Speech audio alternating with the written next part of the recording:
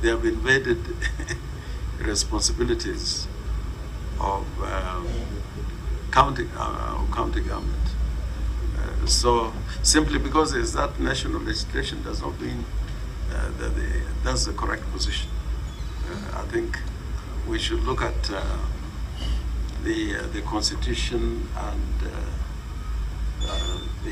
the rules that are set out in the constitution as assigned to counties as opposed to national government.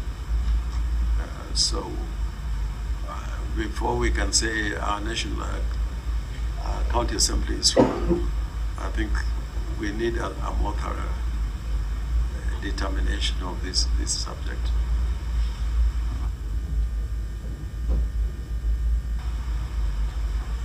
I don't want to make it like a debate because I think we had earlier on directed the legal officer to engage the legal department to give us a legal opinion. Then a committee, based on that legal opinion, they can know the next steps they are going to take. Chair, I get that, but I think that laws are not made in vain. I don't think laws are made in vain, because I think FIF has come at the backdrop of a number of interactions with county hospitals that were not able to function because of cash flow issues.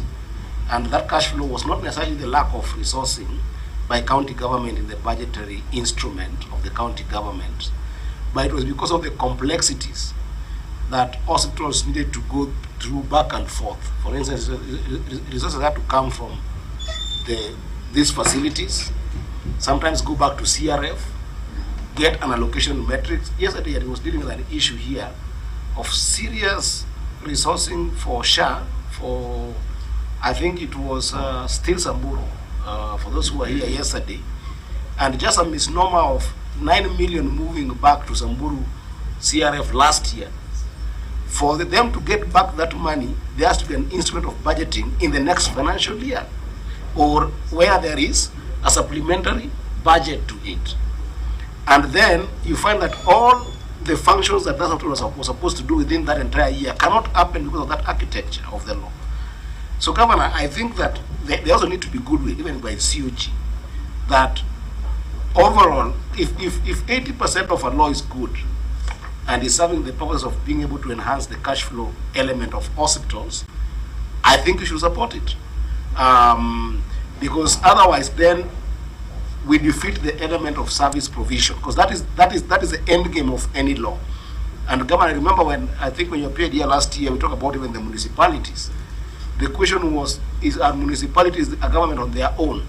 And we established that the spirit of the law was not to make them a government.